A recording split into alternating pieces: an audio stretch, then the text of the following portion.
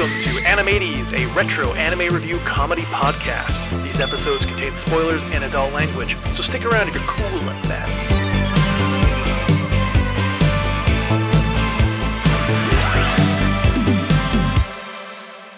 Hello and welcome to Animesies, the best goddamn retro anime review podcast you've ever heard. My name is Dylan, and I am here with the lovely Mackenzie. Oh my god, this is so weird. Thank you so much for inviting me back, Mackenzie. I've always had some ideas of things that I want to do that I feel would be crossing the line on other shows, but I feel with you, I can approach some different topics that might be either not on brand or a bit too much for my other shows. I can't tell if that's a compliment or not. Oh, it is a compliment. You can just take so much punishment. I think it's fantastic. If I tried to show Remington what you ended up accidentally watching a little bit of, just to make sure we were getting the right files. Also, I gotta clear something up here because you were like, oh, he's the one he sent me, as if I just casually had that shit on hand. No, the link was from a hentai site because I had to go and find that shit, and I'm good at finding shit. That's all. I wasn't cruising the hentai site. Honestly, I assumed, given some of the more weird shit that you watch, that a hentai site would be the only place that has it archived. We've actually never done hentai on this podcast. No, but there are plenty of things that aren't hentai that you can really only find there just due to legal dubiousness. That's fair. Speaking of which... What? Oh, no. Do you know how fucking crazy your script for a Lupin movie has to be for Tohjo to immediately fire you? I actually, and this is going to be surprising to a lot of people, I've never seen Lupin. Oh... and we'll get into the specifics of why this particular Lupin movie was canceled later. But first, I'm going to take you on a trip, Mackenzie. Ooh. Let's go back in time to the magical land of the 1970s. Oh. Where early anime directors and mangaka were laying the seeds that would blossom into the media landscape that we know and love today. And you have spent a not insignificant amount of time delving into and reviewing. I think this is our 117th episode or something. And I know that you adore the works of Rumiko Takahashi. I do. So I want to give you just a second to list a few of your favorite works of hers before I continue my ADHD tangent. I mean, obviously, my number one is Ranma. Of course, naturally. Despite what Rem thinks about it. I'm trying to think of order. Let's not go with any particular order. Urusei Yatsura. There's Inuyasha, Mao, which is coming out, which is a manga, which just got announced to be a new anime. We've got Maizen Iko, Mermaid one that I haven't seen. Mermaid Saga. Yeah.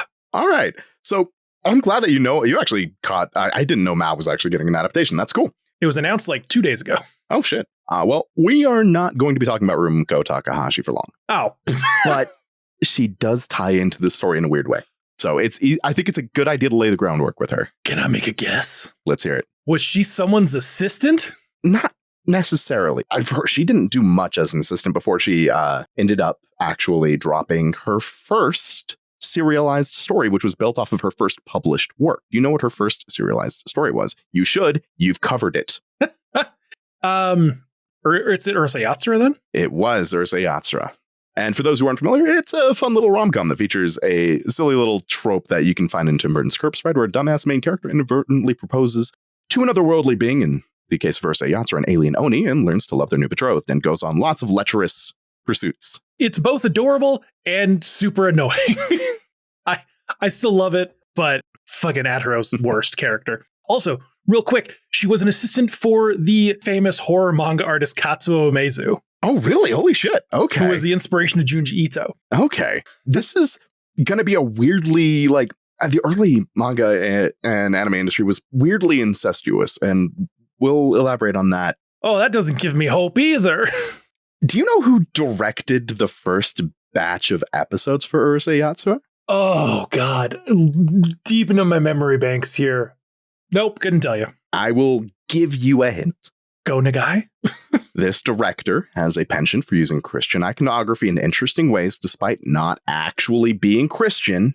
It's not Hideki Anno. and is known for a particular piece of sci-fi media that ignited the creative sparks of countless others and inspired them to get into filmmaking. This still sounds like Hideki Anno. All right, here's another hint. You've already covered something from this director, and they also have a popular mech series that is not Evangelion. Gundam? Hold on. The ones that we reviewed, Gundam, Escaflowne, Crapro Bunch. God, if it's something from Crapro Bunch. Okay, so I don't think you have covered their mech anime, but you've covered their sci-fi anime. Is the character a dragon girl? No. Shit, what a time to fucking have a brain fart here. It's, Wicked City? No. Man, it better not be Angel Cop. Mackenzie, I am talking about Ghost in the Shell. Oh, motherfucker, of course. Of course it's Ghost in the Shell. Damn it. So, do you happen to remember the name of the director of Ghost in the Shell? No. Mamoru Oshii. Ah. And you know what's funny? I had looked into that entire tangent and scripted out just to lead into this one particular question. Were you aware that there is not a single picture of Mamoru Oshii and Go Nagai in the same room? Dylan, I'm scared. I actually don't know if that's true or not. Nope. But it does lead me into my next question. Okay. Do you know what Go Nagai released in April of 1983? Was this Cutie Honey? No. The answer is Ore no Lolita. Oh, I don't like that last word in that title. You know what's funny? Oh. This work of his is so obscure, it doesn't actually even have a Wikipedia page. It is just something that he had published. There's nothing English on it that I could find. But we're not even talking about Go Nagai. I just wanted to fuck with you. Oh, what the fuck? Good Lord. So, Dylan, what am I watching? let's rewind. All right, let's rewind the series a little bit and talk about Mamoru Oshii and what works of his. Okay, so do you know what works of his aside from Urusei Yatsura and Ghost in the Shell? Not off the top of my head. I'm so bad with directors. Voice actors? Awesome. Studios? Certain things like that? Mangaka? Great. Directors? So there's two works in particular aside from Palabor that really he's known for. One of them is Jinro the Wolf Brigade. I've seen probably 10 minutes of Jinro many, many moons ago. I know what the cover of the VHS looks like vividly. Oh, the design is visually, it is fucking spectacular. And yeah, I mean, Sony or whatever game studio says it wasn't an inspiration for the Hellghasts, and it may not have been. However, I think at the very least, subconsciously it was. I just remember it the blood red and the set against the moon with the silhouette. That is always stuck in my brain, even though I don't think I've actually seen the whole damn thing. It is, as a piece of anti-fascist art, definitely worth watching. Hell yeah. Another thing that he's known for is a film called Angel's Egg. Yes, which is getting a 4K remaster. Yes, it is. Now, did you know that back in 1985, Mamoru Oshii was hired to write and direct a Lupin III movie? I did not. There's not too much available on the specifics, but Tohjo thought his script was so outlandish that he was very quickly let go from the project. And because it was already tied to his name, because he'd already gotten a bit of hype from being the director of 100 and some odd episodes of Urusei Yatsura, they're like, all right, we can't even do this film in particular. It's not even having him direct it. We just can't touch this one. We're going to skip this one. And it took until he worked on Ghost in the Shell 10 years later, so 1995, for him to decide that he'd finally gotten over his lost dreams of Lupin III. Funny enough, over 30 years after his initial script was shit-canned, Mamoru Oshii was finally allowed to write 2 episodes of Lupin III in Lupin III Part 6, one of which is an adaptation of Hemingway's The Killers, and the other is based on his original script from 1985 and features a massive fossil heavily implied to be an angel. Now, instead of working on Lupin III in 1985, Mamoru Oshii ended up releasing something of a cult classic that you've mentioned is getting a 4K remaster later this year. It's actually already debuted at the Cannes Film Fest, but they're not giving any specifics on when it's going to be getting its worldwide release. Bastards. And Oshii actually confirmed that he reworked his Lupin script into Angel's Egg and changed it even further from a comedy, because Lupin III is primarily a comedy, but he changed it into a post-apocalyptic fantasy after seeing the art of Yoshitaka Amano, the fucking living legend, who you've also covered one of his works, at least. You're talking Vampire Hunter D. Vampire Hunter D, yes, and Lilycat. Ah, yes. Lily crap. Right. So, we are going to be watching Angel's Egg. Okay. And I talked to Lindsay about it. And I was like, I don't know if like this is something that he, would feel a little upset about not doing with you or anything. But apparently she mentioned that this was a movie that you had mentioned really wanting to cover at some point, but you hadn't found the right time. Correct. I figured, why not now? Why not start before the remaster finally hits the shelves? Just to see it in all of its original beauty, I have a special version for you. And I don't want to provide really too many story details here, since I feel it's really best to experience this film blind. But do you have any questions? No, I actually agree. So when I was looking into bringing it to the podcast, like, maybe when it released as like some kind of marketing promo thing or whatever, I specifically made sure not to look in too far to like story. Obviously, I get the visuals. I've seen the covers. I've seen this and that. Visually, it is iconic. It is a poem put to screen. It is. Oh, yeah. I knew if I watched it, I was going to want to bring it right away. And truth is, who knows when this shit's going to get released on 4K disc or something? Who knows? Exactly. Who knows when it's supposed to be released this year, but there has been no information since they debuted it at Cannes in February? Yeah. There's been not a peep. I'm sure it'll eventually get brought over when some particular streaming company decides to spend the money on the rights for the 4K streaming. But until then, it's kind of in the ether. This is one of those films that just seeing like a trailer for it, you're like, what the fuck did I just watch? But not in a bad way. Yeah, that is very much a feeling that you get from...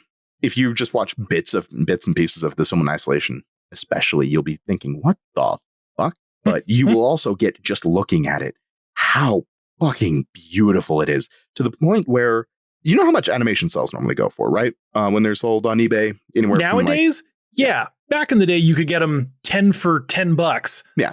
Nowadays, if you want an animation cell, especially something from an animated film, from the 80s, especially, you're going to be spending anywhere between $150 to $500. Yeah. Do you know how much a single cell from Angel's Egg will cost you? Let's see. So last I looked, there were 2 cells available on eBay. One of them was selling for around $1,300, and the other was for $2,800. Yeah, $3,700 for our Canadian folks. Good Lord. Yeah, that is a single cell. Sheesh. And if you look at this, you will realize exactly why those cells are so valuable. Well, it's because every single frame of this thing is just some crazy artwork. Incredibly beautiful artwork. Also, this has, if I remember correctly, maybe a third of the total actual animation transitions that you would find in a typical animated film of that era. It was focused primarily on the still frames are where so much of the art is. So it lingers on the shots. We are going to be watching the 2013 Japanese Blu-ray. Oh, okay. Okay. With some bonus, never before seen content? No. Oh. What's so special about the damn Blu-ray then? That was just the only Blu-ray release there was. And it's the only way you'd be able to find it 1080p. Oh, well, I appreciate that because the trailer I saw for this was 2p. Yeah. No, we're going to be watching it in... It also took a long time for me to find subtitles. Sounds about right. Which isn't as big of a concern as you would imagine. No. From what I know about this film, you could watch it with no audio track and it would still be impactful. It would be. You don't need to understand Japanese. You could do without the language track, except for one particular line. But the music is amazing. And I don't doubt. The art, well, I don't want to spoil too much. You started this with me thinking something that I'm okay with that other people aren't. And I'm thinking I love to troll Lindsay and I love to troll Sean with silly Photoshop edits and silly hats for him to wear on his stream. And as Rem called, a high effort degeneracy. So when you're you got this thing, I'm oh fuck, he's going to be giving me something that is going to test the limits of my not having any limit, which is hard to do and had me worried. And then you're sending me all over the fucking place between different directors and creators and this and that. And I'm going, what the fuck? Are we getting some like mega super thing that all of these people had a hand in? The whole time you're talking, my brain is just like cycling through potential things for us to end on Angel's Egg. And I don't say that as a bad thing. I'm fucking stoked. I figured it would be too easy to show you some complete degeneracy. I agree, because it wouldn't affect me as much. So what I wanted to do, I first wanted to fuck with you. I wanted to fuck with you. That's why I had that entire script written. But also, I wanted to showcase some of traditional animation being pure art in every meaning of the word. Hell yeah. It's hard to get things like, there's things that can be beautiful and they can be artistic and they can be this and this. There are few things that are like truly something that you look at and go, that is a work of art. Like we recently did Hakujin, which is Panda and the Serpent from like 1958. Oh shit. They did a full remaster of this. It's beautiful. It's incredible. It's stunning. This thing, one of those works of art. They're on a whole other level. Angel's Egg received such a reputation on launch that it actually damaged the director's career prospects because people watched him and were like, oh, this guy is a fucking artiste. So he had to make Paddleboard. Do you want to know where my mind really, truly went to the beginning? Let's hear it. I thought you were going to make me watch Midori. I'm not familiar. Midori is an animated film from Japan from 1992 that has been banned in most of the world, including Japan, for its violently graphic SA scenes, clear murdering of casual animals and puppies, and a crazy batshit that's going on. And I went, because I told Lindsay, one day we'll do it, but we have to like discuss it first and like yada, yada, yada. Same thing for watching like Kite.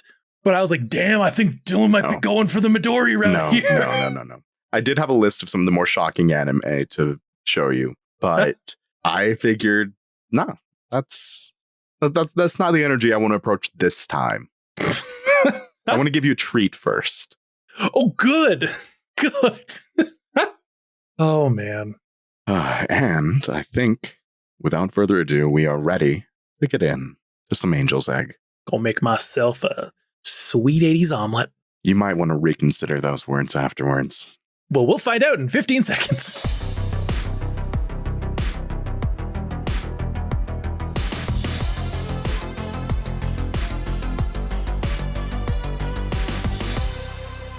And we are back after watching the sleeper hit from 1985, Angel's Egg. Before we get into the review, Mackenzie, I have one question to ask. Yes. Did you lay this egg? Where do I even begin, Dylan? I guess with the comment, I thought this was going to be a funny episode of the podcast. You know, making fun of like silly scenes of things or dumb action or bad comedy. But no, instead you have graced my soul with this dark introspective film that I left with more questions than answers, and not just about the film. Well, I'm glad. I'm glad I was able to give you, help open your eyes a little bit. But if you do want to tear into something terrible, there's something we can relate to this one that we can go into a little bit later. Oh, for sure. Now, I want to make it clear, like, the fact this is not going to be a very comedy-heavy episode is not a bad thing. That wasn't me saying that at all. I really liked this. It sneaks up on you and it makes you question some of your own reasons for existing at times, which is probably going to sound like a stupid fucking thing to some people to hear me say. And I want to be clear. I didn't have some weird crisis of faith, like did like a religious sense or something like that. Absolutely not. Despite the biblical skin on everything, this is not a particularly religious film. I've got some theories at the end part, but like I can't really explain what I mean when I was saying what I'm saying, but there's a couple of moments where I had to pause and be like, I don't know what I'm trying to think of, but I'm thinking of something, which is, again, sounds fucking stupid. But these kind of films do that to you. They kind of just make your brain go, because it's a work of art. Absolutely. I mean, There is something about old prestige anime films that they really know how to make you feel without knowing exactly what the fuck you're feeling. Yeah. It is some prestige art, honestly. Oh, yeah. And boy, howdy, this will not be for everyone. I think maybe 20% of the people I know in real life would actually make it through this whole thing and enjoy it. It is definitely divisive, let's say the least, or to say the least. I mean, there was a quote. I don't think I read this one in part 2, but Miyazaki wasn't a fan. Yeah, you mentioned that. Yeah, he specifically said he appreciates the effort, but it's not something that others would understand. No, and I totally get that. I get that, but I think Miyazaki was also just kind of being a dick. Well, he's always a dick. As is, yeah, as is what he has. That man exists on pure rage and hatred. But like, for me, a movie like this is perfect for me. Like, I'm going to rewatch it again this weekend with just like cozied up in the dark with like my nice headphones on. Ooh. Just to like really get the soundscapes, because something like that is so good. Good Lord, the soundscapes. Yes, the sound design is impeccable. The use of silence, especially highlighted and amplified by just the only ambient noise is either footsteps or running water. There is no insects buzzing. There's no birds chirping. There's no people at play, because that is not the world that Angel's Eggs exists in. Yeah, exactly. And here's the thing. It does suffer a bit from 1985 in the sense that, like, I want to let everyone know, I'm not going to jerk this film the whole time as some pretentious film snob. The audio is great, but there are some balancing issues in the audio where things go from 10 to 100. I understand like a shock of lightning is supposed to be loud, but there was moments where I jumped from not something being scary, but from the fact that my volume just went through the fucking roof. Yeah, especially early on, there's a particular scene that is actually in the trailer of I don't even know what the fuck to call it. The biblically accurate Howl's Moving Castle rising from the depths. Oh, yeah. Is so ridiculously loud, especially in comparison to the rest of the film. Mm-hmm. Yeah, it just like stabs you in the earballs. That's not what I meant to say. The eardrums. You're not wrong. Yeah, it grabs you by the earballs and twists them. Oh. And like maybe that was on purpose. I don't know. But speaking on audio, the girl's voice actress, Mako Hyodo, this was her first role. Oh shit! How old was she? I don't know. The guy who played the boy only did 2 other roles. She continued on until 2008 doing like all the fancy stuff like the Pokemons and all that kind of stuff. But like this was her first role. And I don't think she said more than 50 words in the whole thing. No, the entire spoken script is a paragraph. Yeah. And it is, honestly, I think that's my favorite aspect, aside from the art. So much is done with so little spoken word. It's not, painfully, obtuse or anything. You know what is going on based on their actions. Yeah. You could have given me a version that had absolutely 0 subtitles, and I still would have gotten most of the subtext. Oh, absolutely. It does not need, and again, we talked about this earlier, but like a lot of Americans can't handle that. They can't handle silence, but silence is so important when it matters. Oh. But you said the visuals, and oh gods, the visuals. Now, again, there are some flaws. There are some moments that are set to be as long, introspective moments that just end up feeling like it was stuck buffering. Yeah, that is an unfortunate, due to the animation style of this as well. They used significantly fewer animation transitions and lingered on camera angles for longer without doing any variety of ways of adding, just to show that it isn't just a stuck camera. So no slight movements, no... A little bit of parallaxing or something. Yeah. But that being fucking said, though, it's got beautiful gothic visuals. Like, Amano. I mean, you could have never even told me to Google anything and not told me Amano was in this, and I would have known. I would have absolutely known. Oh, yeah. Amano's art is so iconic. And it is so funny to me that, like, to watch people get first introduced to his art with something like the Magic the Gathering Final Fantasy set. Yep. And hear people go, this art sucks. Why is this on my Magic card? Because they're expecting typical fantasy art or anime style art. And like, here's the thing. It's fine to not like it, but to say it sucks is no longer an opinion. It's a lack of critical thinking skills. Absolutely. There's room for critique in thematically, how does it fit with Magic the Gathering? However, that's a critique of the entire Final Fantasy set and the upcoming Spider-Man set. But I digress. That's something else. But his style is so unique. I was on his store earlier today online. He sells originals. No. Oh. Ooh. And I'm just like, do I drop $3,000 on an Amano original? Now, is it $3,000 or 3,000 yen? Because if it's just 3,000 yen, that's 30 American bucks. Well, I highly doubt. No, absolutely not. You wouldn't even be able to get a print for that much. Well, he also does these like cute, I'll send it to you here. But yeah, if you guys go to yoshitakaamano.com, you can check out his store. But he does these like cute little like pen ink drawings as well that he frames and sends. Oh my God, I love that. Yeah, it's $2,000. Whoa! Oh no, crap, he's got Vampire Hunter D ones too. Anyways, back on topic. Or else I'm going to get off into a whole thing about Amano. Fantastic art.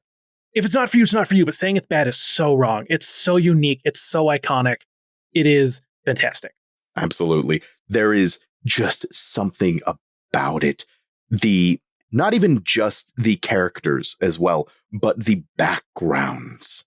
The scenery is just so unique and uniquely Amano that you look at that and you're like, oh, I've seen specifically either something like this and something Amano's done in the past, or by an artist who has very explicitly stated Amano is one of their idols. Mm-hmm. Exactly. It's just so good. Oh no, they sell t-shirts too. Anyways, jumping into this whole thing, there's a lot of themes to attack, which I assume we can talk about as they arrive. Absolutely. That's probably the best way to approach it. Yeah. And as per usual, feel free to interrupt me at any point, because I got 6 pages of notes. Oh, hell yes. Absolutely. I am incredibly down to go through 6 full pages of notes. A lot of it is breakdown of stuff too, but I've got things to talk about and questions, and I'm sure you've got some stuff too. I've got a fair handful. But yeah, the opening visual is this clear egg holding some kind of creature set amongst some incredibly eerie music, and then we're exposed to, as you mentioned, this strange floating sphere covered in statues with like a stained glass half-closed eye in the center of it. That very much does feel like an interpretation of a biblical angel, honestly. Yes, 100%. And it makes it very clear it's powered by steam because it screams steam whistles in your ear for like 30 straight seconds. Yeah, I had to pull my headphones away from my head for that bit because that was uncomfortable. But from a design perspective, this structure that is covered in what looks like, they're obviously people, but they're statues of people, is so unique in a visual sense that I had to pause and just stare at this and go back and look at it again like a couple times, being like, holy shit. It is so mystical in its design. And also, there was something about it just made me think, holy shit, this feels like Dishonored almost was the vibe I was getting from that aspect. Like the video game? Yeah. Yeah, I agree. That's a really good point. Yeah, it did feel very steampunky, Dishonored. That like, level of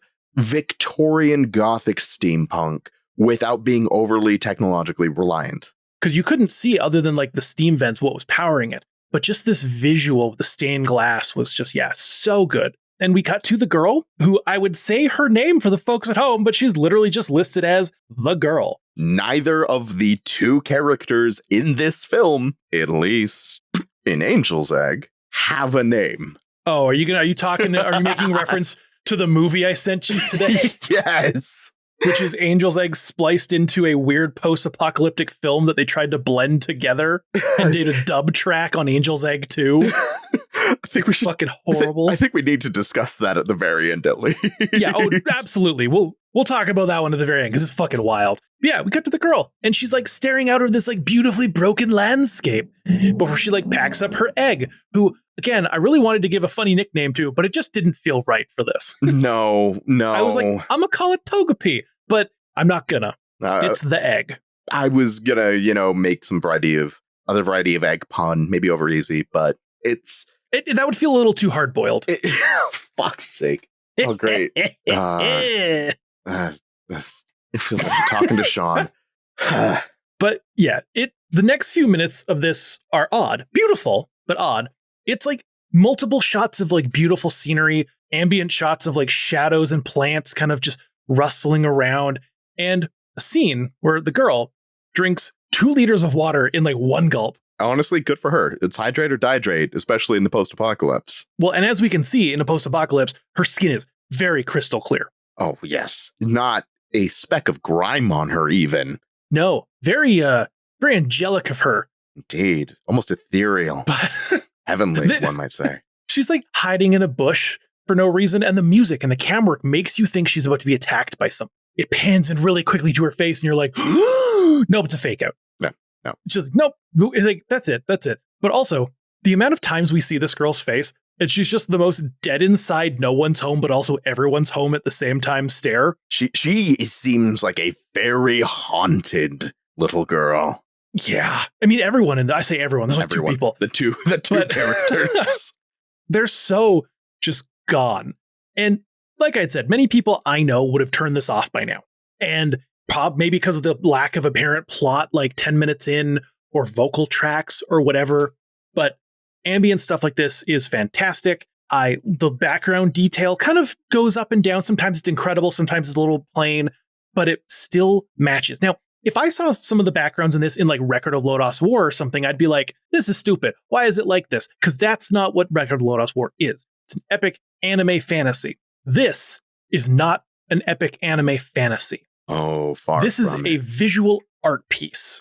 So I'm not going to rip apart when it does those sort of visual changes because all of it has its purpose. Everything has its purpose, whether I think in regards to maybe the art style, I have one minor gripe, and this is something that you can find with any hand-drawn animation.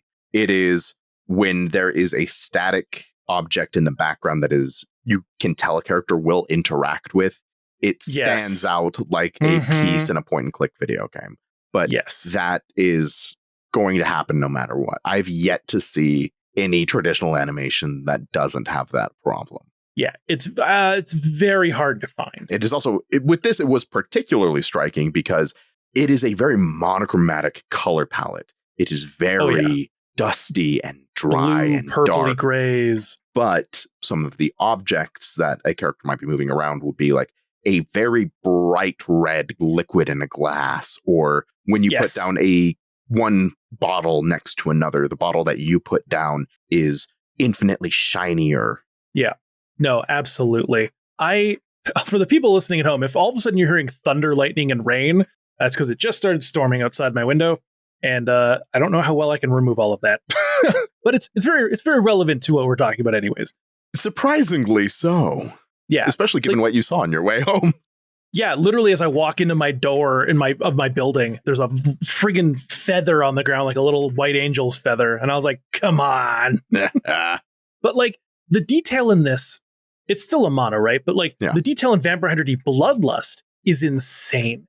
It is beyond beautiful. It's the same level of art piece, but it matches what it's for. Just like this matches this world that has nothing. It almost needs nothing, so it doesn't need to have that, which I quite like. But all of this is very quickly interrupted by very phallic-looking tanks. But also look like they have a chameleon head. They're very interestingly designed tanks. They almost feel like they fit in some of Amano's art for Final Fantasy. I was going to say, they feel very Final Fantasy. They're very Nausicaa Valley of the Wind. They feel very original Dragon Ball. They're very like bug steampunk. They're very buggish. Yeah. And we get absolutely no information on who is in those tanks, if anyone actually is, what their purpose is. We just see them roll on up. They briefly stop for a moment to introduce the boy, and then they fucking leave. Yeah, that's their whole purpose. great. I forgot to close my door to my balcony. 1 second. La da da da da da da da la da da da da da da la da da da da da da da la da da da da da da da. I am back. Oh my gosh, hi. Yeah, it drops the boy off, and then we get this dead-eyed don't blink competition between him and the girl. To be fair, if that happened to me, I think that would also be my reaction. Well, especially if you haven't seen another person for a very long time. At the very least, another living person. Yeah. And she like runs away to like go loot some old abandoned stores of their jams and preserves. Again, like you mentioned, the little bit of color we get. Mm-hmm. But I do love that food is sparse, clearly, but the water is all clean. Oh yeah, the water is incredibly plentiful, readily available, and clean. Presumably because humans haven't been fucking it up for some time. But like the fountains are still running cleanly, and like there's so many glass jugs. This girl loves glass jugs. Oh, absolutely. She is a massive collector of these very peculiar, like, gallon glass orbs. Yep. And I know I've seen bottles like that before, and it took me a while to think about it. That was the large type of jug of water specifically, because the milk ones came in much smaller bottles, that I found at a ghost town in eastern Utah. Sounds about right. And I was just making think, because that is a very easy, not really, well, it is easier. It's a very common way of glass blowing, is you do just an orb and then you draw out a neck. Yeah. Yeah. And that is, she has, I kind of wanted to sit down and do the math to guesstimate around how many she had, or even just count how many showed up on screen. Hundreds, I imagine. It would take me multiple days worth of effort, given how much she has an entire multi-story building where she has lined the floor along the walls around the entire thing. All of this water. All of it just, I don't know if all of them have water.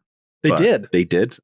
They did. They all had water in them, which is crazy because she also drinks a shit ton of water. She drinks so much water. She hears some chimes and she freaks out and runs away. And at this moment, I was like, what the fuck are these things signaling? Which we learn shortly. But first, it's time for another Boy Meets Girl. And we get our first spoken words 24 minutes in. Yep. When she lets the egg out of her sight for 2 minutes.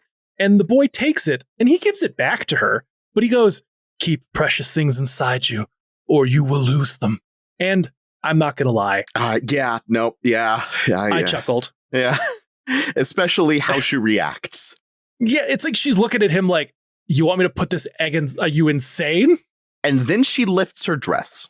Yes. To put it under her dress and hold it against her chest. It's clearly meant to, like, as a reference to what he just said for, like, people. It's clearly a reference to that. Yes. Of, like, putting it up in there.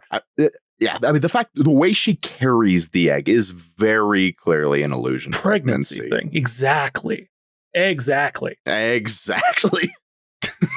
got a couple of them in there. I was curious.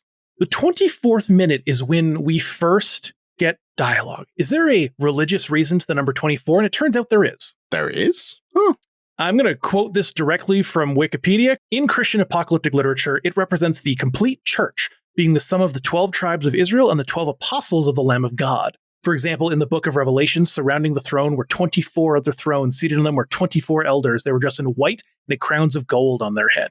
It's also the number of Tirthankaros in Jainism. I'm sorry if I pronounce any of that wrong, which is a form of, they're basically like religious elders, I believe. You'll have to Google that one. And it's also the number of spokes in an Ashoka chakra. So I don't know if that was purposely to be a moment of speech, to be him speaking on the 24th moment as a representation of the complete church coming together between these two.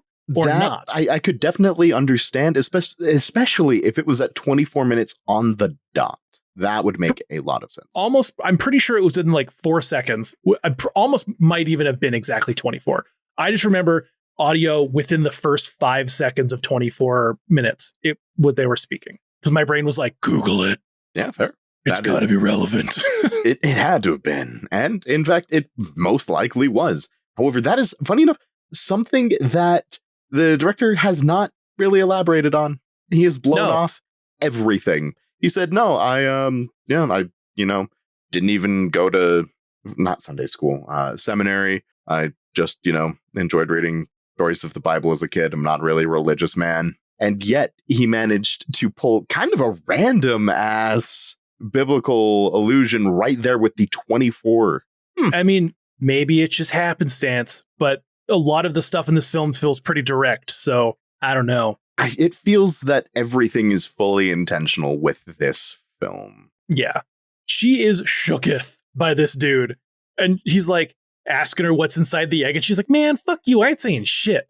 And then he's like, hey, if you really want to know, you could break it open. And she's like, look at her face. It's like someone just strangled her pet in front of her. I mean, to be fair, if we don't know how long she's had the egg, but if I had what I believe might be the savior of the world held in a tiny little egg that I was trying to take care of until it was ready to hatch, and someone just said, hey, you crack that bitch open, I would also look pretty wounded. Oh, for sure. Especially if you're a child, supposedly. Allegedly. Who knows? Yeah. But she runs away, and then they yell at each other, who are you? And then seconds later, they're traveling together. At least I thought they were, but it turns out he's just being a little creeper and just following behind this child. Yeah, and he was Stop just following me. He was slowly following her. He was doing the Michael Myers slow walk. Yeah. It's very unnerving because they're walking through this silent, dead city, and we see what looks like people, but they're frozen solid. They're still. They're not moving. And it's there's just the remnants of human history slowly crumbling around them. And then this is instantly broken by our first proper glimpse of people, which I imagine is triggered by the chimes that we previously heard ringing. I'm assuming so. I'm assuming the chimes are not necessarily what is causing them, but they are saying something is about to occur. An event is about to occur. And that event, for the folks at home who haven't watched this, all of these statues of people all of a sudden just start running with fishing poles. Just these massive spears. Startled the crap out of me at first because I was so invested in the previous eeriness of the scene, and then it was just and I was like, oh, good Lord. Suddenly action, but not in a way you would expect. What the fuck is going on here? Yeah. And the scenes are of these people running. I thought they were running to a pier at first to fish. No, they are throwing their harpoons into the cobblestone because they see shadows of giant fish swimming along the cobblestone and the walls of the buildings. And it's so fucking interesting. It is a fascinating visual, to which the girl has remarked, there haven't been any fish for a long time. Yeah. What do you think the fisherman or the fish shadows represent? Oh, it does actually to me feel like almost a Moby Dick hunting something that is going to inevitably either that you cannot contain or even fathom, or hunting something that will be your ruin, in that we see these fishermen are actually destroying the city as they continue their hunt, because they're destroying buildings, they're crashing through windows, they are tearing things apart, hunting these specter fish. Interesting. I read a theory that the boy wears a similar cloak to the fisherman, but he is not beholden to any of these shadows and what they represent. So someone had said that it's as if he lost his faith when he realized those fish were never real and he could never catch them. They were referencing that as being kind of tied to Oshii saying that that he lost his faith while he was working on this project. Interesting. I have not come across that, but that I can definitely see that. And that does make sense as an explanation, especially if it would make even more to the point where it'd be far too on the nose if the boy, his cross that he was bearing was, say, a broken fishing spear or something of the like. Yeah. What did you see his spear as? Did you just, or his weird cross, did you interpret that as anything in particular? It's some people say he's an angel and he's the one who's the angel, hence him with the cross. I think as a whole, it's most likely just a visual thing to tie in with the other kind of religious themes in this. Because again, he was losing his faith while he was writing and making this. But I don't know if it's actually meant to reference the actual cross itself or not, in an in-world reference as opposed to just a visual reference. I'm not sure on that one. Okay. Because I actually related it to him potentially being a savior-like figure, but one that is haunted by the decisions he has to make, thus being his cross to bear. Because unfortunately, he does have to do some tragic actions, but they do appear to result in a better ending for everything. Boy, do I have a theory for you when we get to the end of this. All right. Maybe it'll blow your mind. But yeah, our characters make their way. It's starting into a building and they come across like the stone sculpture that depicts a tree. And the boy's like, I've seen this before. Long ago when the clouds made noises in the sky. And I was like, oh, what's that supposed to reference? Thunder from God? Airships? Yeah. He's like, at the top of the tree is a bird and an egg, which is a reference to one of the first scenes we see in this, which is like that little bird egg. Yeah. And then the boy keeps going on asking this girl, what's in the egg? What's in the egg? And she just keeps giving him these creepy ass smiles like, I'll never tell. And you're like, good Lord. You see her smile and you're like, okay, go back to being deadpan. This is please do. I'm a little unnerved. But like, okay, part of me thinks that she's holding the next incarnation of man in this egg. At the point I was in the notes while watching this, I was like, oh, I think she's handling the next incarnation of man. And much like a 90s flower baby that people would have to carry for like sex ed class or something. You know what I'm talking about? Yes, I had to. Okay. Mild story tangent time. In high school, I was given one of those to do for just a weekend.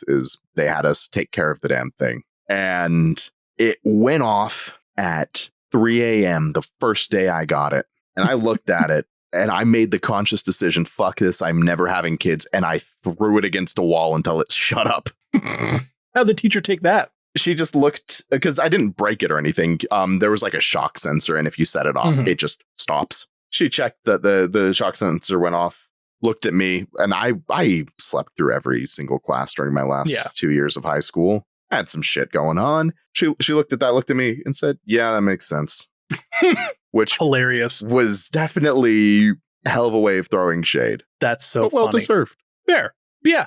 I figured that how she handles the egg was a determination of mankind's future in the universe's next incarnation. Ooh, okay. I can appreciate that interpretation. And this is why she only eats the sweetest jams preserves, and she drinks plenty of water. Is she's trying to like nourish herself. She's trying to take care of her baby. Yeah, because whether it's in her or not, it's somehow connected to her, and that she is like holding this incarnation of the next world. God is sick of this one, and he's destroyed it, and now she's holding the next one, nurturing it to see what mankind's fate will be. Will they live for 10,000 years being prosperous, or will it be 10,000 years of hell, 100,000 years of hell, millions and millions of years of hell before God restarts again? And that's where my brain went with this in the moment, and I was like, damn, interesting brain, good thought process. Toot my own brain horn. Brain horn. But then we're like moving through this building that she lives in, which is apparently an old planetarium. Yep. But there are old bones lining the walls and the stairs, husks of giant bugs. Now, I want you to keep in your mind all of these animal bones, Dylan, for later. I'm keeping Keep that in your brain. I am keeping them in my brain hole. Perfect. So this is where we see the hundreds of bottles of water lining the walls. Yep. And even the guy is like, hey, are these all here for how many days you remember existing? And she's like, no. And then never tells us why she has the water bottles. And if they were for every day she existed, it would be a very, very long time. Very much so. But this building, it's grotesque, but it's gorgeous. Yeah. The architecture is strange and warped. It doesn't feel like normal human architecture, which is interesting. Slightly... I think when I was, initially watching through, I was like, wow, it's almost kind of like if humanity was mildly corrupted by the warp or something. Yeah, absolutely. It's not like full chaos, but there's something off. Yeah, it's like, why is that building leaning slightly over? Why is this one slightly this? As you start to realize the world around you is starting to like morph a bit. Mm-hmm. And beginning to defy logic. Yeah, but we do learn that these kids do not know anything about their past. Holy shit. So you heard that? Yeah, I did. damn, we're out here talking about God and religion. I'm getting friggin' thunder and lightning strikes out here. I'm not even religious and I'm a little stressed. I saw an angel wing on my doorstep and now I got thunder and lightning talking about angel's egg. Just don't look behind you. God, someone call me in 5 hours, make sure I'm still alive. I say totally joking, question mark? Well, if this episode gets uploaded, people will know you're fine. Well, that's good.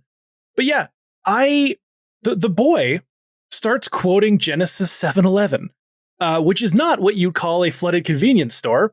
It is Noah's thing about the ark. You like that one? Fucking caught me off guard.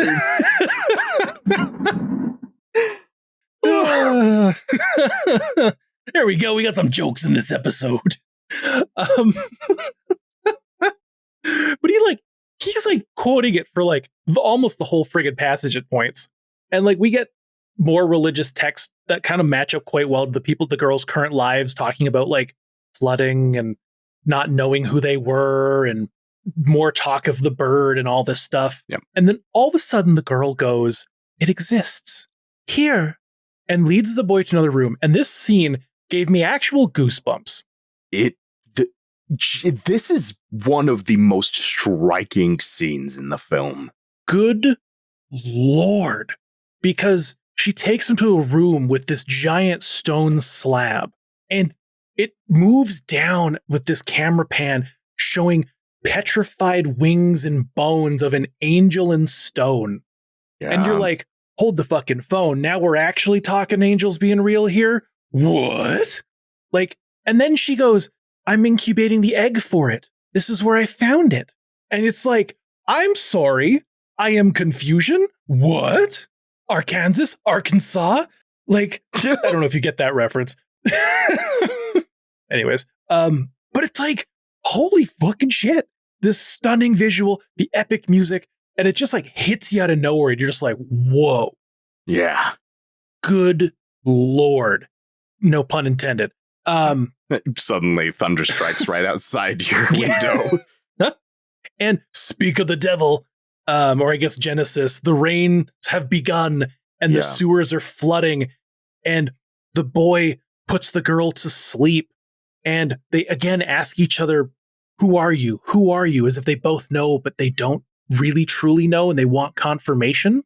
And there's a stunning visual for this as the flooding begins, where you see the fishermen who have failed in their hunt as they are slowly being devoured by the rising tide. Just standing still, accepting it, as if this is normal. Yes. It's literally my next note was fisherman exclamation point. But then, so the next scene, it was certainly a choice. And I'm not sure, and feel free to give your opinion, if it was a good choice or not. We get 3 minutes of the boy sitting in front of her as she sleeps. 3 whole minutes with very little change. There's a couple camera pans. There's a couple change of darkness, but it's primarily the same scene. And from what I understand, it was probably meant to show the process of thought and introspection. As he came to terms with what he must do. Yeah, we usually in media, we just jump to the next moment when that thought process has already been done. But this lingers and it tells the audience that they too need to reflect on what is happening before them. As the audience themselves understand, you begin to assume the mindset of the boy as he is standing there looming over her. And you're like, what is he lost in thought with? And God damn it, Dylan. I did not see what happens next coming at all. Oh. God. She rolls over because primarily when she's sleeping, she's cradling the egg. Yes. But at one point, she lets go of the egg and rolls over to her other side. Just get a little bit more cozy. And then he grabs the egg, lays it on the ground, and smashes it with his cross. In this world where God apparently exists, and the one who is broken free of his grasp has potentially killed his final angel, if that's what's going on in this moment, be it the egg itself or the girl's psyche having lost her egg, is good freaking Lord. And then we're hit with this. She kind of wakes up groggily. She walks over and she stares down at the ground. And then it is a silent scream for a split second on her face screaming with no sound. Then it pans to the hallways and then we hear the scream. It is the most heart-wrenching scream imaginable. That is true grief that she managed to get across with that.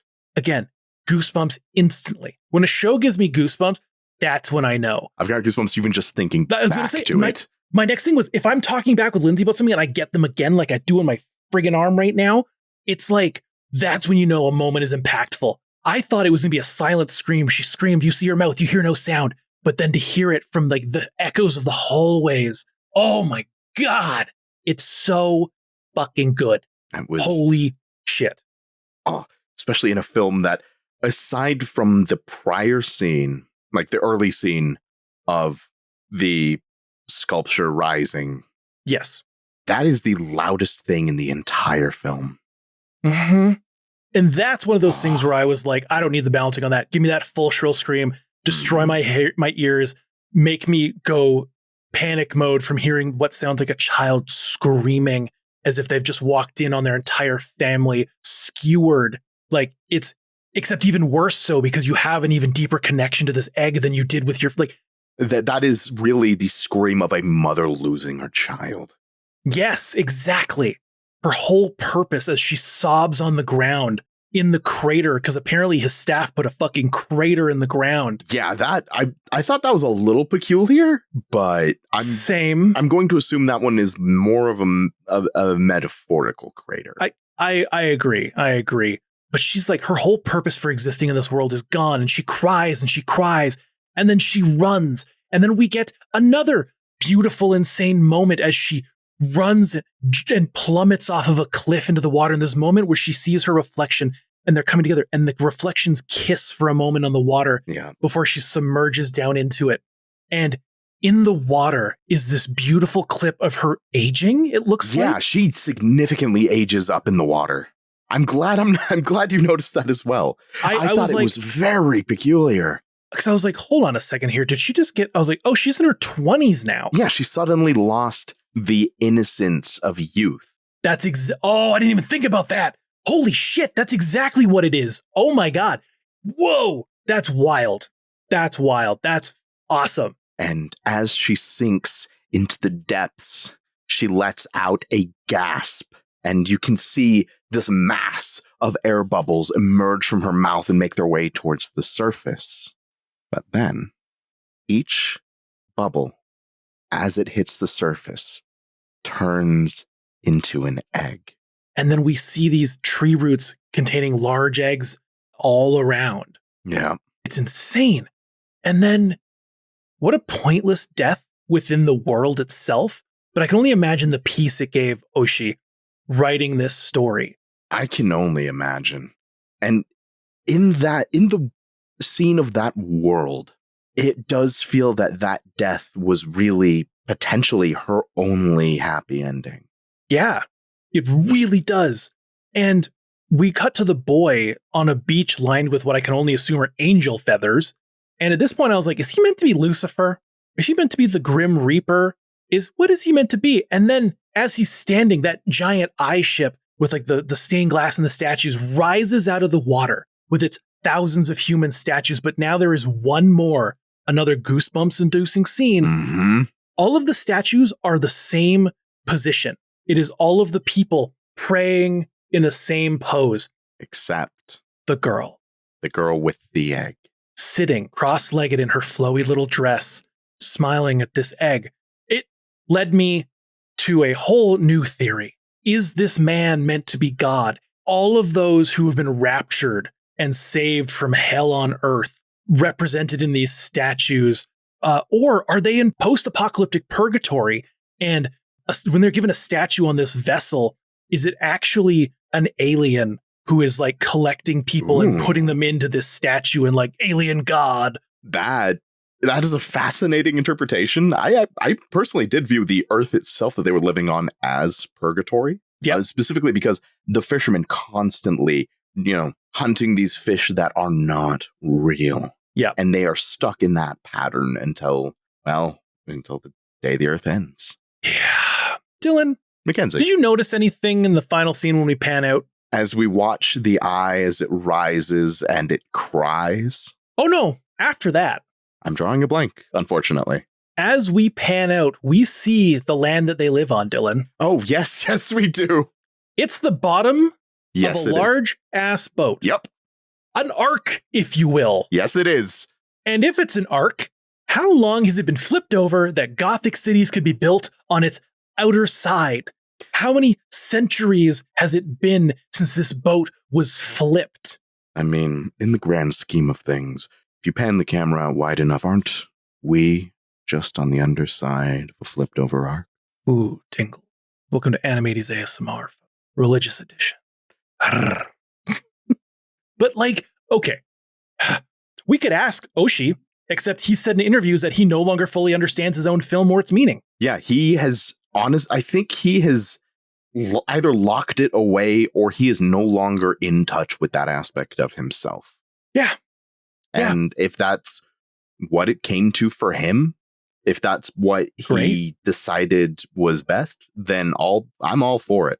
I do not believe that needs to be reopened as a wound to examine the art. Speculation will be more than sufficient, honestly. Yeah. And it will say more about the people actually who have seen the film than the film itself. I saw some people online saying that, because people always make jokes like whoever a guy's favorite director is explains who they are as a person. Someone said how people interpret this film explains who they are as a person. And there's a lot of ways you can interpret it. And they said, you should watch this with people and sit around with them and ask them their interpretation at the end. And I kind of want to try that. But having seen this arc, I began trying to piece together my own theory. I was Googling things. I had a thing in my mind I couldn't quite put to vision. So I Googled some specific keywords and the word Reddit, because if we're going to get theories, we're going to Reddit, baby. And there is a Reddit post on r/film theory from user Ando1000 that really helped drive home the scattered thoughts in my brain. I'm going to read some snippets from here. God is unhappy with his creation. He plans to sink the world. That is Genesis, yes. And then unsink it and create a new species and start all over again. So he sinks the world.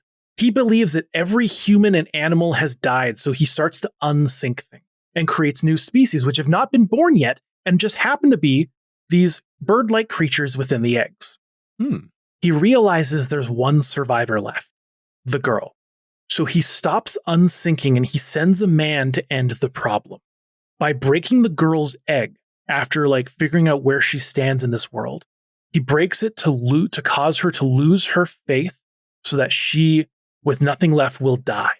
And that her statue suddenly appearing in the ship seems to have more relevance than the rest of them because there was no way he could save the world that he had already destroyed.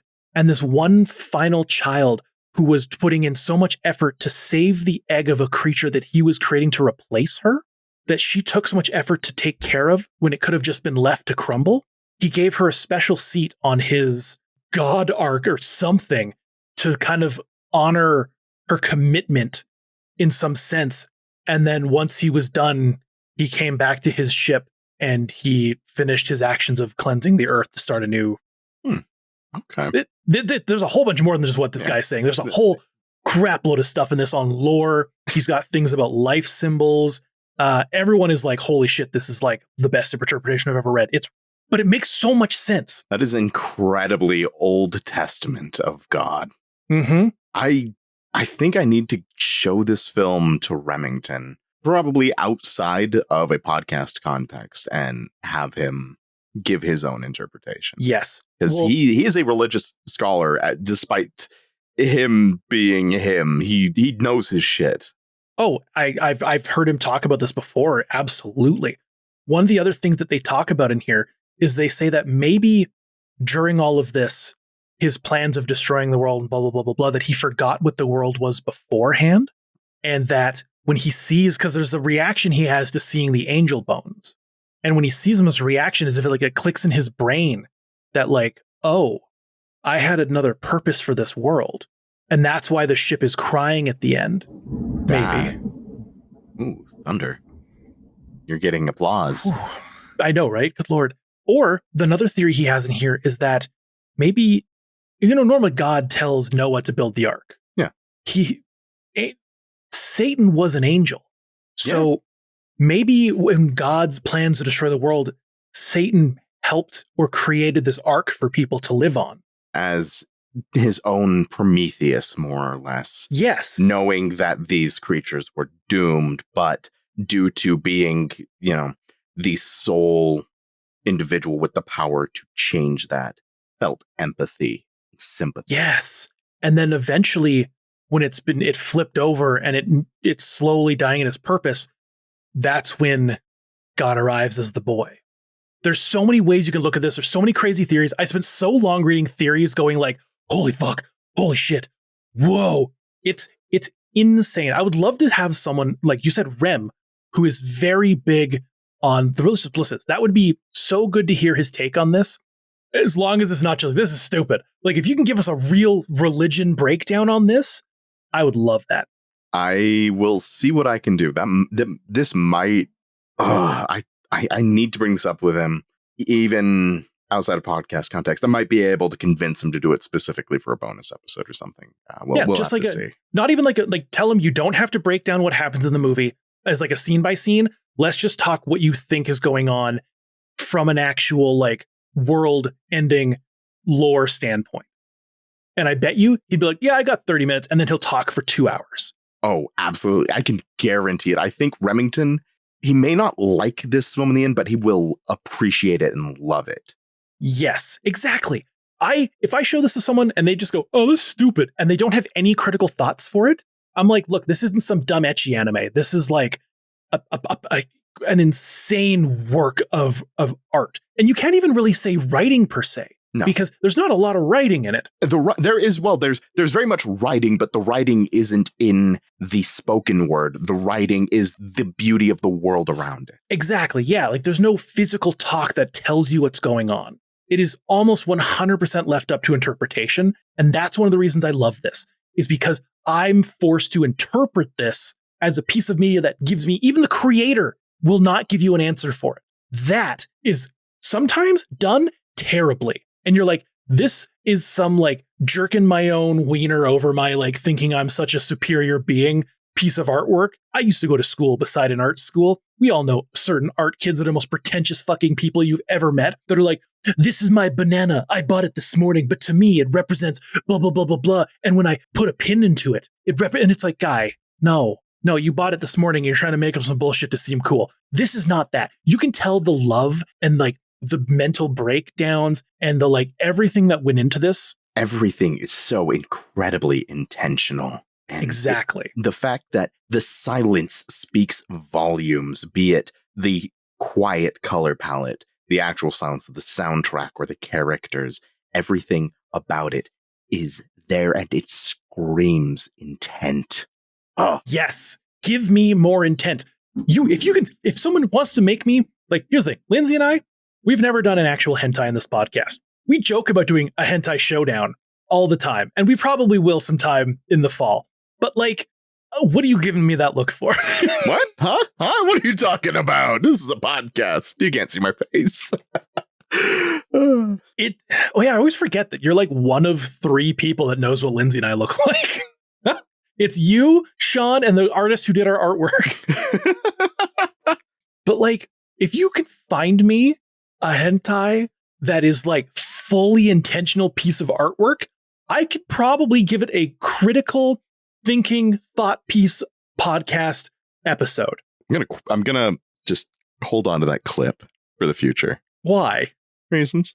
You make me nervous. But what I'm getting at is that if any media, you can give me something that's a literal slideshow, but if you can show the intent behind everything you do in it, and you can make me feel and understand that intent, then I'm okay with it. But if you just like cock around a bunch of bullshit being like, oh, this is because of, it's like, no, get the fuck out of here. So no, you're saying I won't be able to get away with like a 30-page essay on Haisei Hirenchigaku or Cutie Honey or anything like that. I won't be able to bullshit you on those. Okay.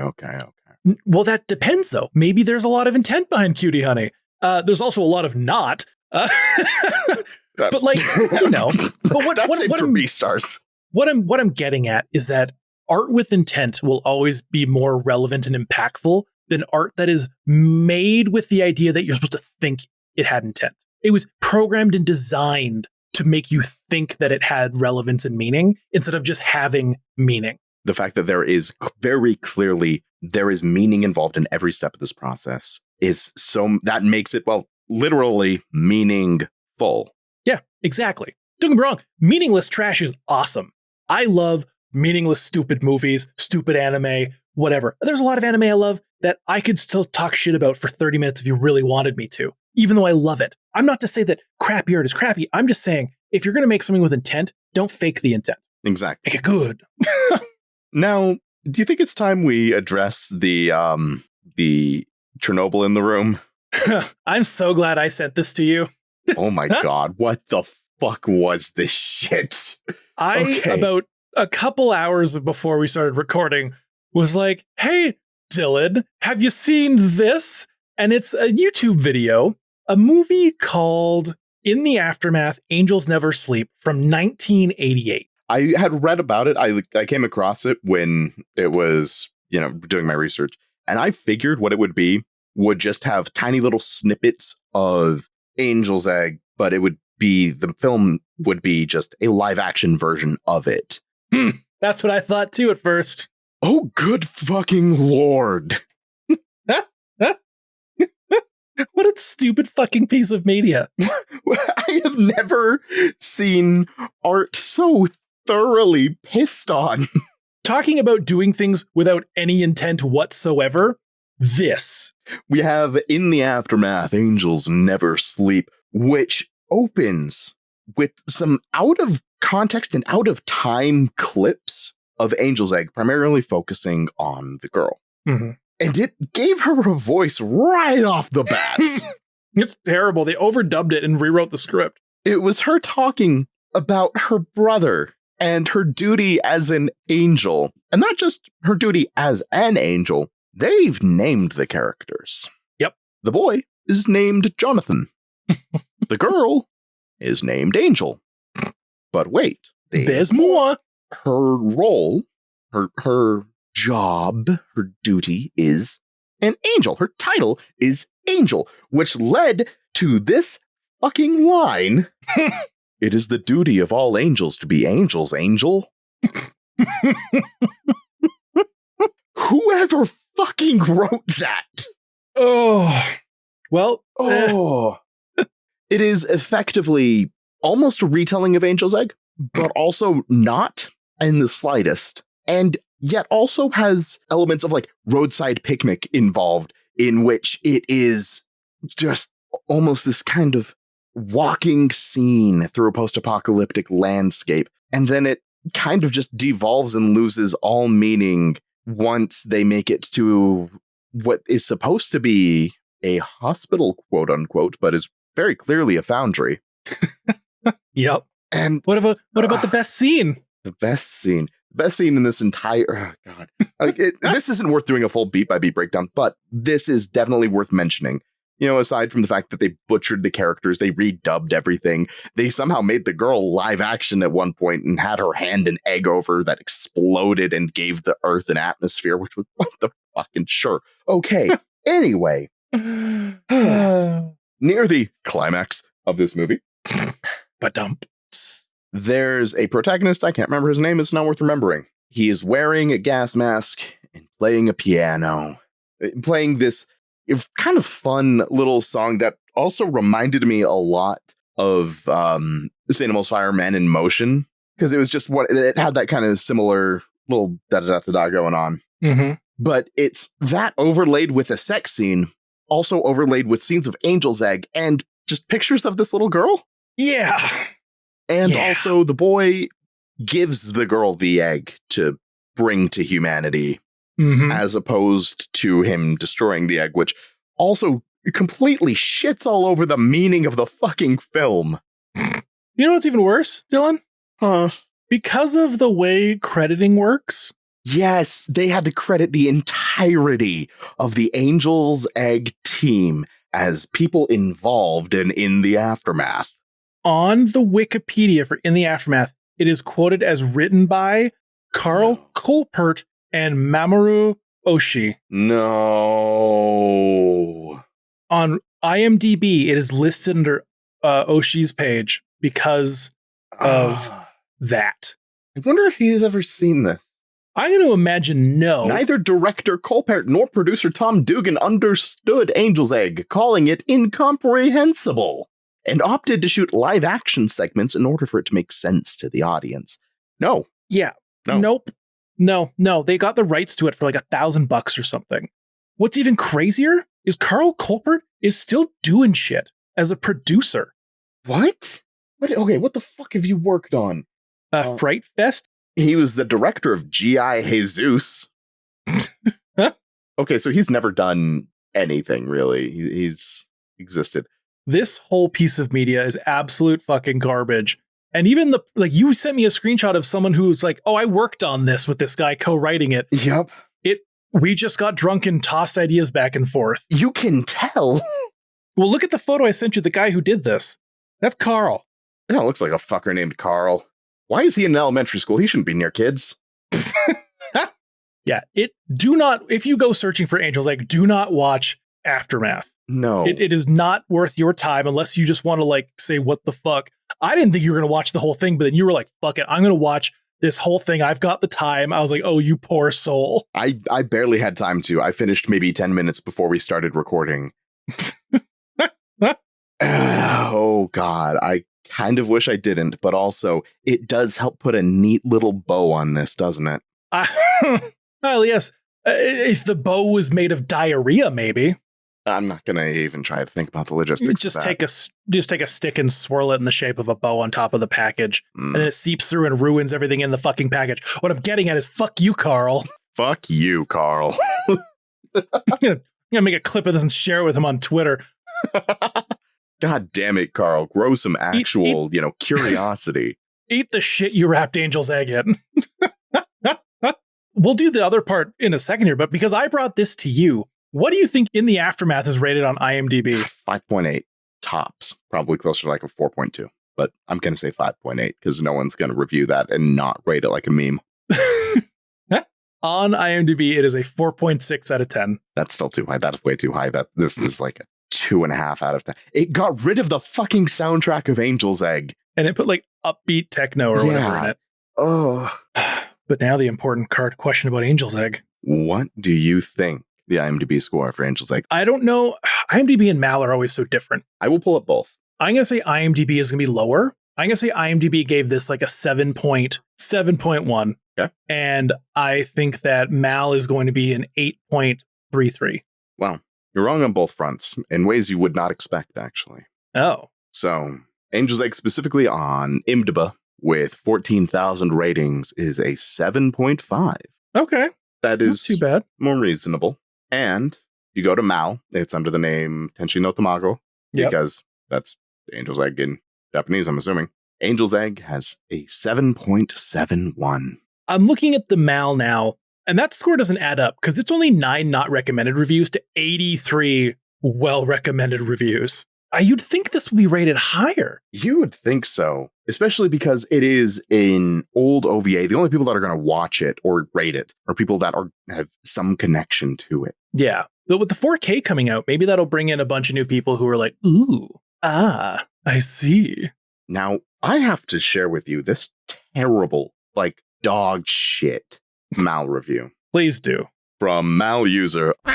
This is going to be short. I'm going to be upfront and tell y'all this is probably the worst experience I've had with any anime. You can dump on shows like Mars to Destruction all you want, but at least I had fun making fun of it. There's bad, there's boring, there's atrocious, and there is Angel's Egg. Yoshitaka Amano is a great artist, given how I love the old school Final Fantasy artworks, and seeing him work on this horrid mullet of a turd was painful. Apparently the guy who made the Ghost in the Shell movie worked on this as well. But why would they concoct something like this? This show was a whole lot of nothing. Vapid, empty, with industrial sounds and ambiance is the only thing that accompanies you in this feature-length yawn fest. all atmosphere and nothing to get a hold of. There's nothing to say. It's all artsy and none of the frills that make a movie or an anime for that matter engaging. We follow a duo that are about as entertaining as peeing with a UTI. I was never a lover of art cinema, and probably this is not for me. I could swear it made me feel narcoleptic with how many times I fell asleep throughout its runtime. This is the antithesis of excitement. Actually, he didn't say antithesis, he said antithesis of excitement. Everything is symbolic, and I could not give a single damn thing about whatever message it tries to say, because it feels like a noise the whole movie. Story is probably there, burdened layers upon layers of silence, nothingness, meager animated scenarios. This is a movie made for the intelligent fellows, I suppose, and while I agree on never getting the point of it all, I will stand by this fact that this movie failed as an entertainment. Interesting grammar.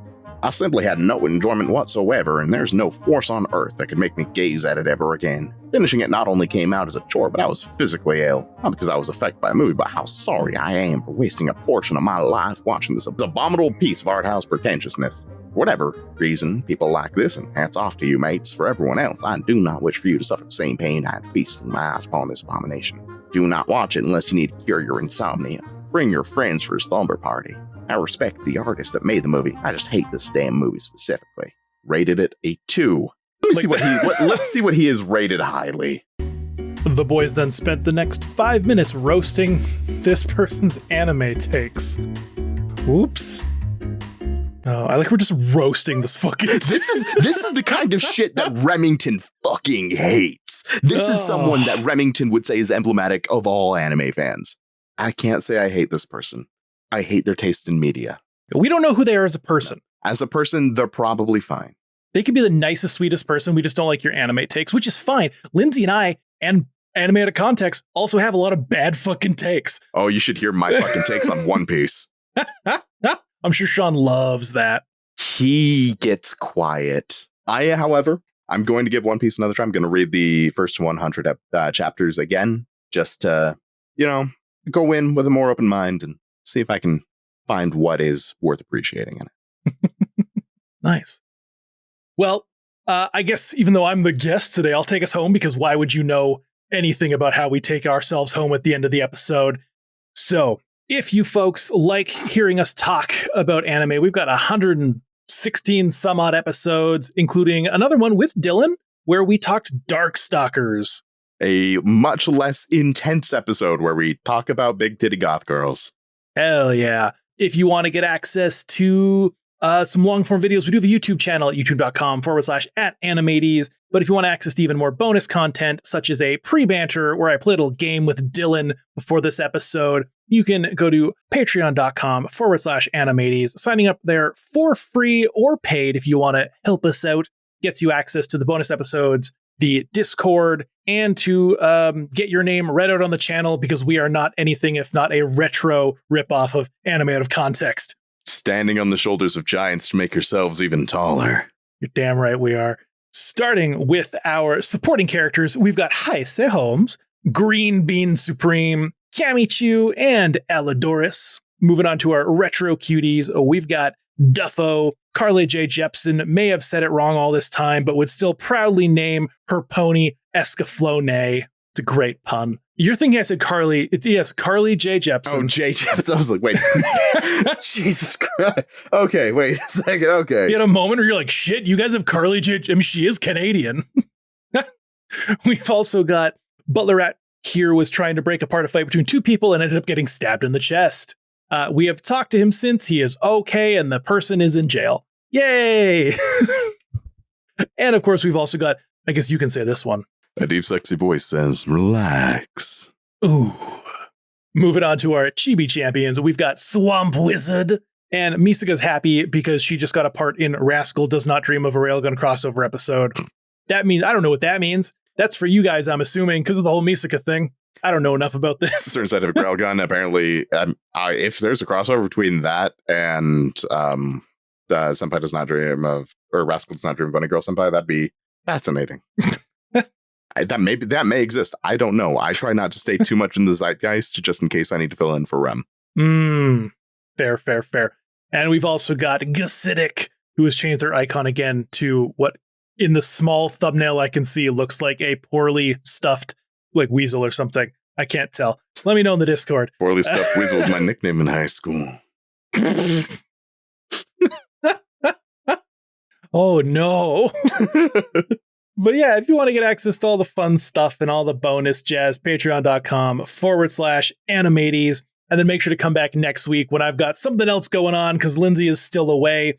Do I know what that is yet? I have no fucking clue. Still working on getting that sorted, but it's going to happen. Something's going down. But yeah, so check back next week and make sure to follow along on our socials to get updates on our upcoming next long form series, which will be quite a change of pace from Cowboy Bebop. So look out for that notification coming in the next few weeks. But yeah, so we'll catch you next Tuesday. And yeah, I don't know. Bye, I guess. Do. Don't fuck your sister. There you go. Yes. Or sorry, we got to be different. We stand on the shoulders of giants. We got to seem different. Don't fuck your stepsister. Don't fuck your retro stepsister. You trying to process something there? I'm trying to think of something, anything that I'm drawing blanks. Yeah. No. Oh, well. Well, next time. See you guys. Bye-bye.